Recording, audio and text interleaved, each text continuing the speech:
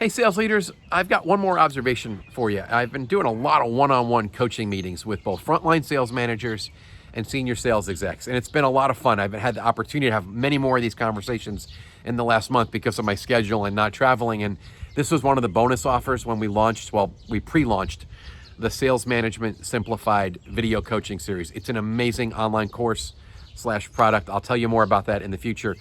We pre-launched it to people who attended the Leading Through Crisis webinar I was leading in the early stages during coronavirus craziness. And one of the bonus offers for people who purchased quickly was a one-on-one coaching meeting. So I've had this exposure to this really wide array of sales managers and executives in a whole lot of industries and definitely different levels of tenure and seniority, just to talk about sales management and answer their questions from the video content and tackle topics that were on their mind.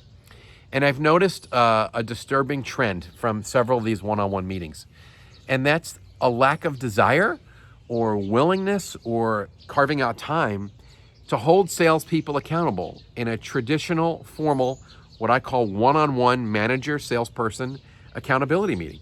And I've had sales managers that I've been coaching say things to me like, I'm kind of close with my people. I talk to them all the time.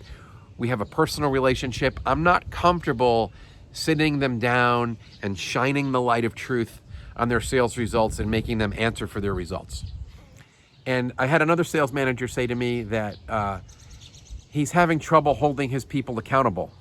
And when I started asking questions about what does that mean, and he was telling me they won't be held accountable. What I really figured out after asking a lot of questions is that this manager was conflict averse, and he was the one that didn't want to sit down and have that conversation. And let me say this as clearly as I can. A good accountability meeting isn't emotional.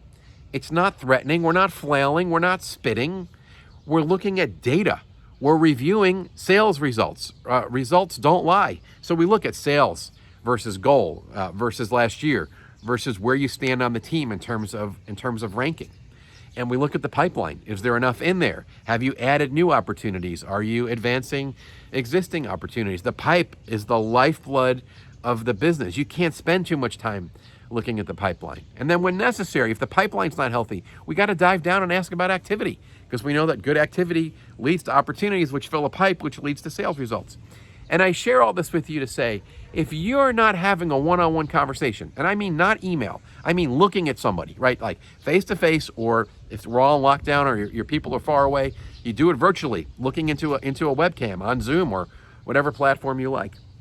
But something powerful, magical, wonderful happens when you have strong one-on-one accountability meetings with your people. And if you don't do it, you're hurting your culture and you're hurting your sales results, all right? So if you're conflict averse, that's not an excuse. If you're friends with your salespeople, that's not an excuse. If you think you're too busy, that's the worst excuse.